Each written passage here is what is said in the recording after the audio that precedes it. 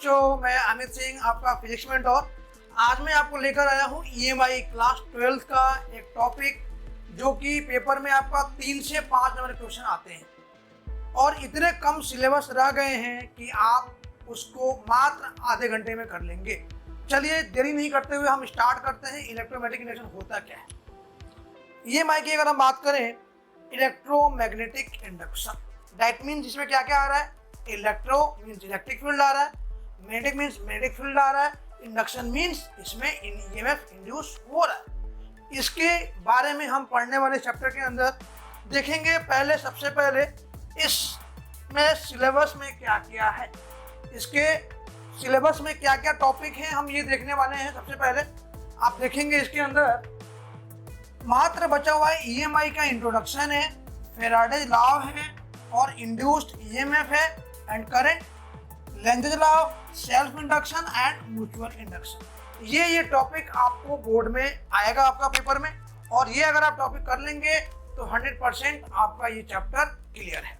चलिए देरी नहीं करते, स्टार्ट करते हैं। पहला टॉपिक हमारा है इलेक्ट्रोमैग्नेटिक इंडक्शन।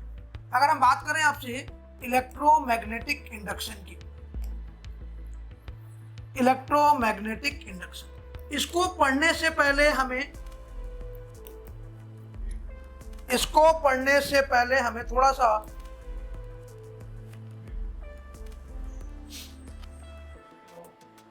चलिए ईएमआई, इसको पढ़ने से पहले हमें ध्यान रखना है मैग्नेटिक फ्लक्स के बारे में पता होना चाहिए कि मैग्नेटिक फ्लक्स क्या होता है, उसकी बात करेंगे। पहले मैग्नेटिक फ्लक्स क्या होता है देखते हैं यहाँ पे।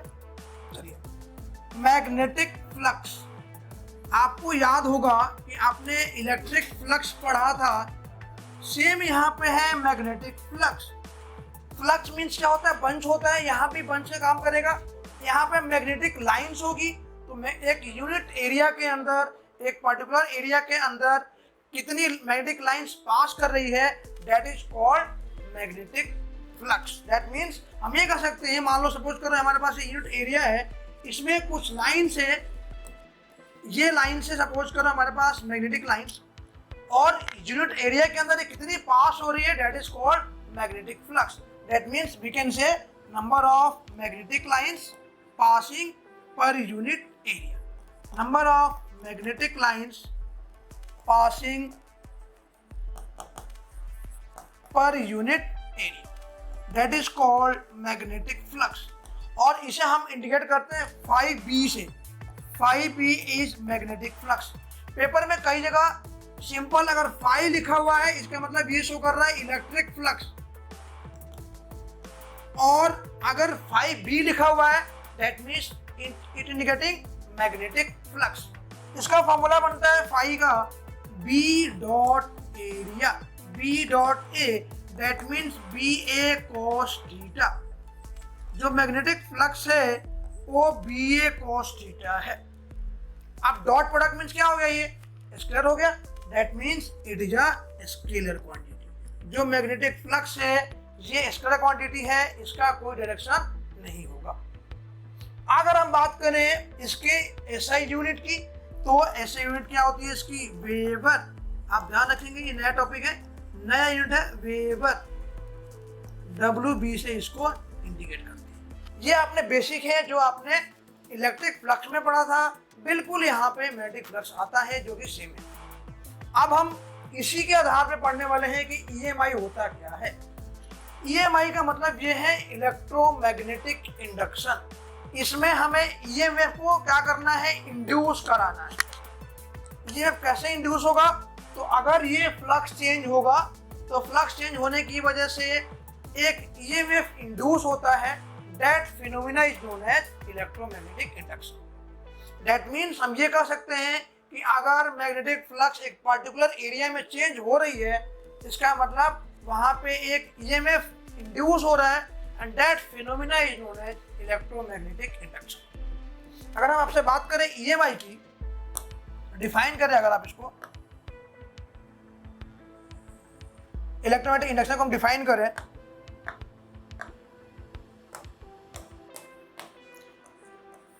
ईएमआई, तो ईएमआई क्या हुआ? सिंपल इलेक्ट्रोमैग्नेटिक इंडक्शन की phenomena of induction of, yeah, you can say phenomena of inducing EMF when magnetic flux linked with the coil changes with the time.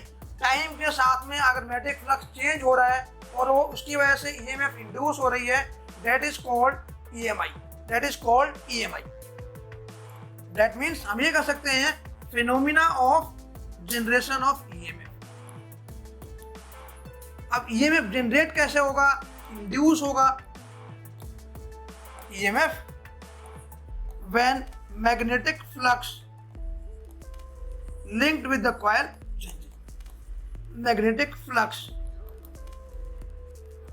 linked with the coil changes.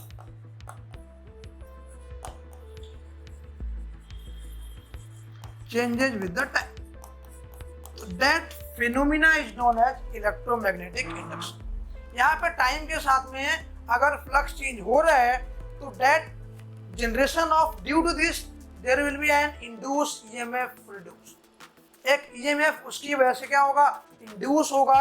and that phenomena is known as electromagnetic induction. that is known as electromagnetic induction.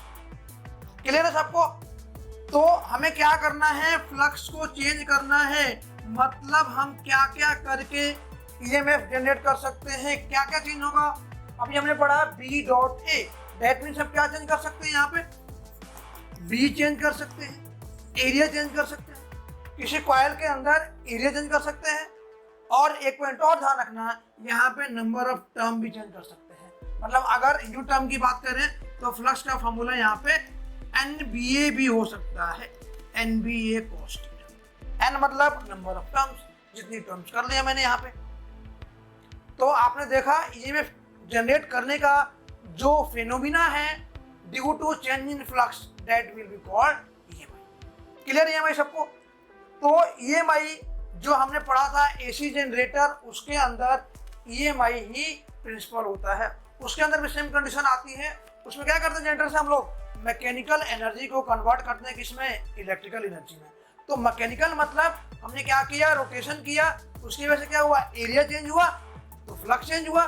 जब flux change हुआ तो क्या होगा? आपका EMF वहाँ पे generate होगा. तो that phenomena is known as electromagnetic induction. वहाँ पे सेम उसका प्रिंसिपल होता है. जनरेटर के अंदर भी इसी पे काम होता है, इसी पे वर्क करता है. चलिए, अब हमारा देखा हमने EMI क्या होता है. इसके बाद हमारा टॉपिक है next Faraday law in electromagnetic induction. हम बात करेंगे फेराडे लॉ की. Faraday law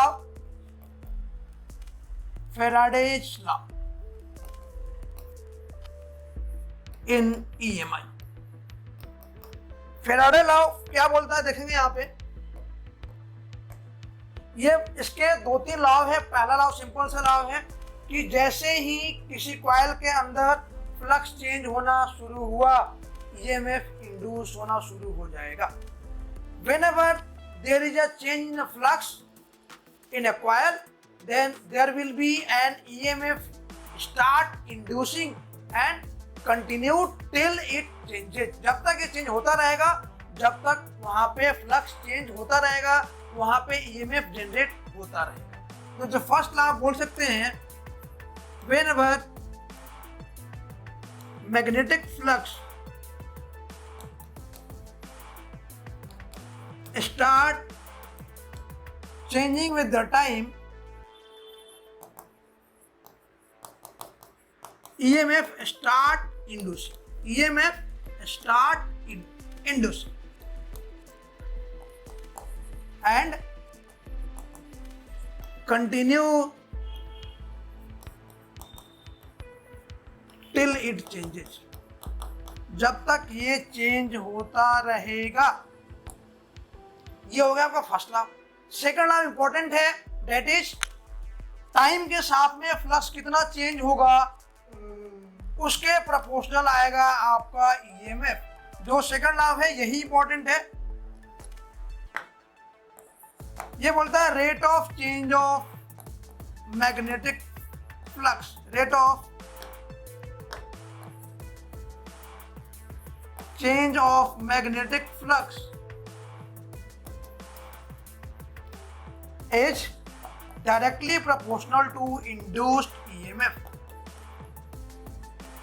Induced EMF.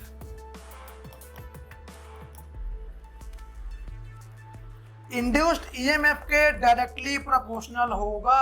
That means वो ईएमएफ जो होगा equal to minus d phi by d t, या हम ये कह सकते हैं EMF equal to magnitude of d phi by d t. ये था फैराडेज का मेन लॉ और सेकेंड लॉ। अब यहाँ पे माइनस साइन आ रहा है, माइनस साइन क्या इंडिकेट कर रहा है? Negative sign indicating that EMF is inducing, produce नहीं हो रहा, ये किसी दूसरे कॉइल के अंदर या दूसरे फ्लक्स चेंज होने की वजह से, उसका कॉज हमें क्या पता है कि फ्लक्स चेंज होने की वजह से वहां पे ईएमएफ इंड्यूस हो रहा है, इसलिए यहाँ पे साइन क्या आ रहा है? माइनस का साइन आ रहा है। क्लियर सबको? तो ये है फैराडेज लॉ। फैराडेज लॉ के अंदर जो फैराडे ने यूज किया था, कॉइल लिया था, उसके अंदर फ्लक्स को चेंज कराया था, वहां पे ईएमएफ जनरेट हुआ था। तो that is known as Faraday's law in electromagnetic induction. यहां तक सबको क्लियर है? चलिए आगे बढ़ते हैं।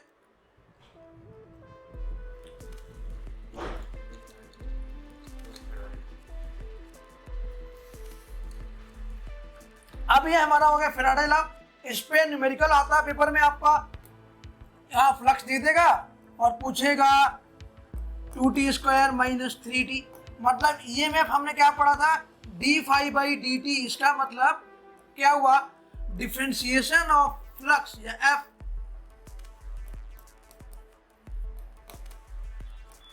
Of phi with respect to time के साथ में जो फ्लक्स का डिफरेंशिएशन होगा दैट विल गिव हमें ईएमएफ। उसका आप निकालेंगे डिफरेंशिएशन फ्लक्स, इसका निकाल लेंगे हम क्या? डिफरेंशिएशन कितना हो जाएगा? माइनस साइन यहाँ पे 40 माइनस 3, ये आपका निकल जाएगा ईएमएफ। इसमें टाइम पुट कर देंगे, आपकी वैल्यू आ जाएगी। क्लियर है सबको? अब हम बात करेंगे जो नेक्स्ट टॉपिक है हमारा, that is induced EMF and current. यहां से हम देखते हैं इंड्यूस्ड ईएमएफ और करंट ये क्या होता है, देखेंगे। Induced EMF and induced current same चीज है यहां पे। तो हमने क्या देखा? Induced EMF equal to minus d phi by d t. अगर इसी कॉइल को या इसी फ्लक्स को अगर हमने किसी कॉइल के अंदर या किसी रेजिस्टेंस के अंदर हमने इसको ऐड कर दिया, सपोज करो ये रेजिस्टेंस हो गया, ये इसका ईएमएफ हो गया, तो इसमें करंट भी जाएगा, ओम्स लॉ अप्लाई होगा। बस सिंपल। ओम्स लॉ क्या बोलता था? E इक्वल टू या V equal to I into R. यहाँ से आपका I जो हो जाएगा वो क्या हो जाएगा? E by R, that means minus d phi by d t divide by R. ये आपका क्या हो गया? Induced current. That means induced EMF, that means induced EMF divide by resistance, induced current. मतलब जो ईएमएफ इंड्यूस हो रहा है वो किसी कॉइल के थ्रू अगर करंट पास करा रहा है तो that current is known as induced current. Induced current का मतलब ये हुआ कि किसी दूसरे कॉइल के अंदर ईएमएफ जनरेट हो रही है, किसी दूसरे कॉइल के थ्रू, मतलब किसी दूसरे कॉइल की वजह से। सपोज करो मेरे पास एक ये कॉइल है, इसमें करंट आ रहा है और मैं एक दूसरा कॉइल लेके आ रहा हूँ, इसमें करंट आ गया तो इसकी वजह से इंड्यूस हुआ, तो ये क्या हो गया? Current. That is called induced current, जो कि हमने पढ़ा था फ्लेमिंग राइट हैंड रूल। वहां से क्या मिल रहा था? इंड्यूस्ड करंट मिलता था। वही यहाँ पे इंड्यूस्ड करंट मिलता है, जो कि हमने क्या पढ़ा था? राइट हैंड रूल हमने पढ़ा था। राइट हैंड फ्लेमिंग रूल क्या पढ़ा था? भूल गए सारे? VBI, मोशन, मैग्नेटिक फील्ड और इंड्यूस्ड करंट। सेम कंडीशन यहाँ पे इंड्यूस्ड करंट हमें मिलता है। चलिए इसके बाद जो हमारा नेक्स्ट टॉपिक है that is Lenz's law, self induction and mutual induction. ये इंपॉर्टेंट टॉपिक है, इसको हम देखने वाले हैं। लेंजेस लॉ ये बड़ा इंपॉर्टेंट है, बड़ा मजेदार टॉपिक है। देखेंगे लेंजेस लॉ क्या होता है। लेंजेस लॉ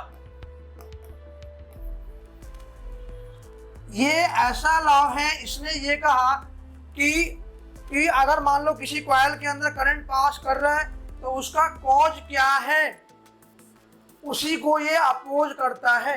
कहने का मतलब जिस थाली में खा रहे हैं उसी थाली में छेद कर रहे हैं, वही बंदा उसको छेद कर रहा है। कहने का मतलब क्या हुआ कि करंट क्यों प्रोड्यूस हुआ, उसको ये अपोज करता है, उसके प्रोडक्शन को ही ये अपोज कर देता है। जैसे बेटे ने अपने बाप को अपोज कर दिया, बाप ने बेटे को प्रोड्यूस किया और बेटा उसको अपोज कर रहा है, भैया कि हम तुम्हें अपने घर पे नहीं रखेंगे, नहीं खिलाएंगे। सेम कंडीशन यहाँ पे लेंज लॉ बोलता है। ये क्या बोलता है, it state that direction of induced current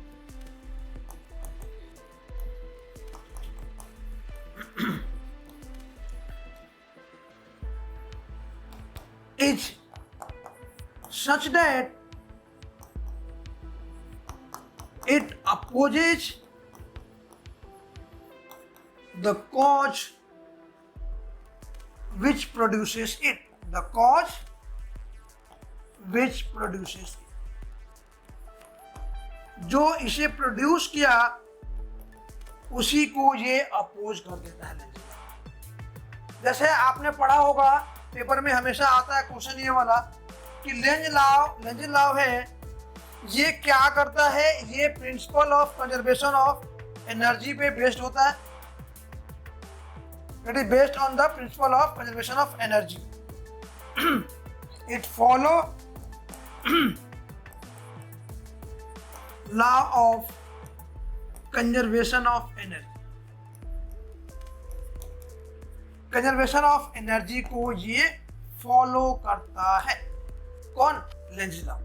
अब अगर आपसे मैं बोलूं, सपोज करो मेरे पास ये एक कॉइल है, कॉइल के पास में एक मैं लेके आ रहा हूं मैग्नेट, नॉर्थ और साउथ इसकी तरफ लेके आ रहा हूं, तो पूछेगा इस कॉइल के अंदर करंट की डायरेक्शन क्या होगी। तो यहाँ पे अप्लाई करना होता है लेंज लॉ। कैसे अप्लाई करेंगे देखेंगे, यहाँ पे कैसे अप्लाई करने वाले हैं। आप देखो, ये नॉर्थ पोल है, तो नॉर्थ इसके पास आ रहा है, तो क्या करेगा, इसको अपोज करना चाहिए अकॉर्डिंग टू लेंज लॉ। तो अपोज करेगा तो यहाँ पे क्या आएगा, आपका नॉर्थ आएगा। नॉर्थ के अंदर कैसी होती है करंट की डायरेक्शन, एंटी क्लॉकवाइज। तो इसमें कंडीशन क्या बन जाएगी आपकी, एंटी क्लॉकवाइज। पेपर में ऐसा आपको क्वेश्चन मिलता है। कई बार ऐसा भी होता है कि ये दूर जा रहा है। दूर क्यों जा रहा है भाई, क्योंकि इसको अपोज कर रहा है, तो इसके अपोज को क्या करेगा, उल्टा बनाएगा। यहाँ पे साउथ क्या बन जाएगा, यहाँ पे साउथ मतलब क्लॉकवाइज, जो कि आपने पढ़ लिया है। तो आप पे पेपर में इससे क्वेश्चन आता है कि डायरेक्शन ऑफ करंट या direction of induced current in the wire. कई बार ये भी आता है कि अगर हम मैग्नेट को पास लेके आते हैं तो क्या डायरेक्शन बनेगी, मैग्नेट को दूर लेके जाते हैं तो क्या डायरेक्शन बनने वाली है। ये आप कर लेंगे क्वेश्चंस PYQ से, आपका कॉन्सेप्ट क्लियर हो जाएगा। बहुत ही सिंपल सा तरीका है, आपने देख लिया। इसको जो इसको अपोज करेगा, मतलब जो इसको प्रोड्यूस कर रहा है, उसी के अपोजिट में हमें डायरेक्शन बना देंगे। क्लियर सबको। चलिए अब चलते हैं, नेक्स्ट टॉपिक है हमारा, दैट इज सेल्फ इंडक्शन। दो टॉपिक बच गया हमें यहाँ पे, एक बचा self induction.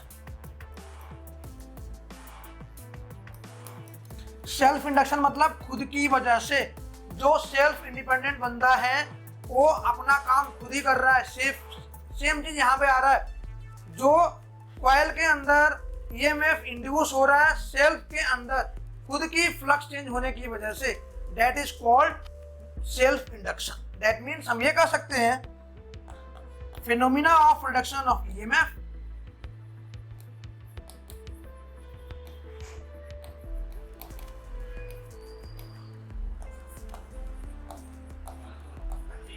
when magnetic flux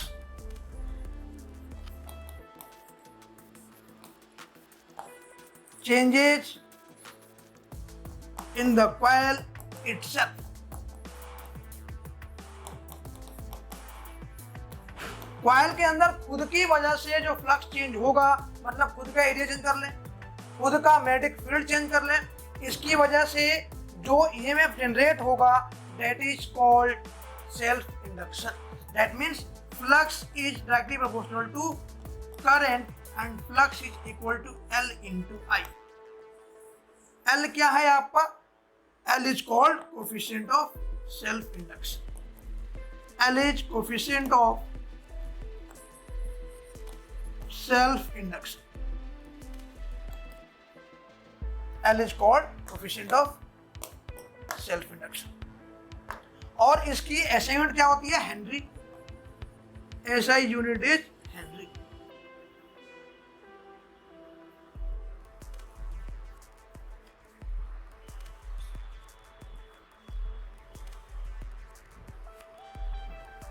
SI unit is Henry. और इसका जो साइन होता है ये क्या है आपका? ये हो गया सेल्फ इंडक्शन का साइन, मतलब ये इंडक्शन का साइन हो गया। क्लियर? तो पेपर में कई बार आता है, पहले सिलेबस में था self induction of long solenoid, तो वो भी आप निकाल सकते हैं। यहाँ पे एक आता है important, relation between self induction and EMF. Self induction and EMF तो कैसे निकालेंगे आप देखें, यहाँ पे जो आता है रिलेशन बिटवीन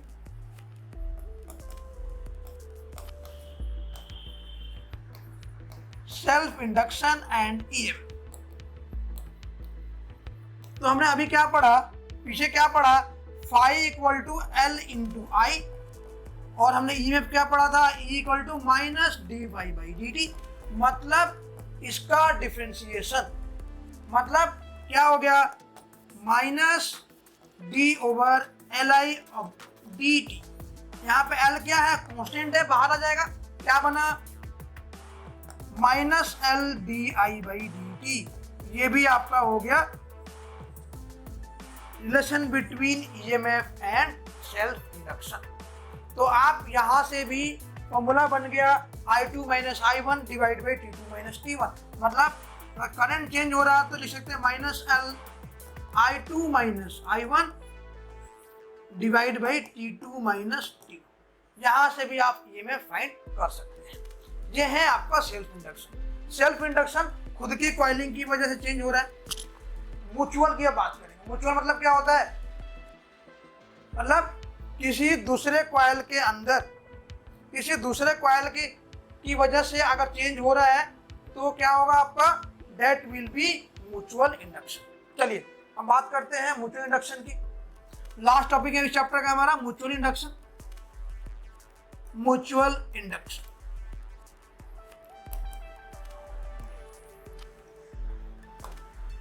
चलिए, मतलब सपोज करो मेरे पास एक ये कॉइल है और एक ये कॉइल है। अगर इस कॉइल के अंदर फ्लक्स चेंज हो रहा है, उसकी वजह से अगर ईएमएफ इसमें जनरेट हो रहा है दूसरे कॉइल के अंदर, तो ये फिनोमेना क्या कहलाएगी? आपका म्यूचुअल इंडक्शन कहलाएगी। दैट मीन्स हम ये कह सकते हैं कि phenomena of generation of EMF in the neighboring coil, in the coil due to change in flux in the neighboring coil। इसका मतलब अगर पड़ोस के घर में शादी है तो हमारे घर में भी आज लाइट आएगी। गांव में यही होता था ना कि पड़ोसी के घर में शादी हो रही है तो हमारे घर में लाइट आ रही है, पड़ोसी घर में चिकन बन रहा है तो हमारे घर में चिकन आ जाएगा भाई। तो पड़ोसी का फायदा है ना। सेम यहाँ पे पड़ोस की फ्लक्स चेंज होने की वजह से, पड़ोस वाले कॉइल में फ्लक्स चेंज होने की वजह से अगर ईएमएफ जनरेट हो रहा है तो क्या कहलाएगा? That is called mutual induction.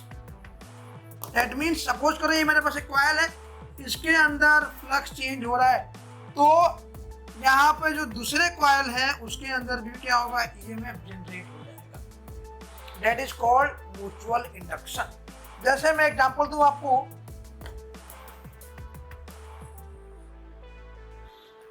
Suppose करो ये एक कॉइल है,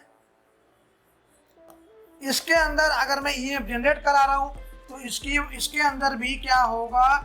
यहाँ भी एक ईएमएफ जनरेट हो जाएगा, प्राइमरी और सेकेंडरी, जो कि आपने पढ़ा हुआ है। जनरेटर के अंदर पढ़ेंगे हम लोग, उसके अंदर एसी करंट के अंदर पढ़ेंगे हम लोग ट्रांसफार्मर। उसके अंदर सेम हमारा जो फिनोमिना है म्यूचुअल इंडक्शन वो बनता है, वही प्रिंसिपल होता है उसका म्यूचुअल इंडक्शन। तो हमने देखा आपने यहाँ पे म्यूचुअल इंडक्शन। अब इसमें कई बार ऐसे आ जाता है कि किस किस कॉइल में म्यूचुअल इंडक्शन होगा। ऐसे हो सकता है म्यूचुअल इंडक्शन, ऐसे हो सकता है, बट ऐसे नहीं होगा। ये हो सकता है, ये हो सकता है, इनके अंदर म्यूचुअल इंडक्शन हो सकता है। कॉइल आपस में कनेक्टेड होना चाहिए आसपास। अब जो म्यूचुअल इंडक्शन का जो फॉर्मूला होता है phi is proportional to I, यहाँ भी सेम बनता है phi equal to m into I। तो आपने देखा यहाँ पे m क्या है, कोफिशिएंट ऑफ सेल्फ इंडक्शन।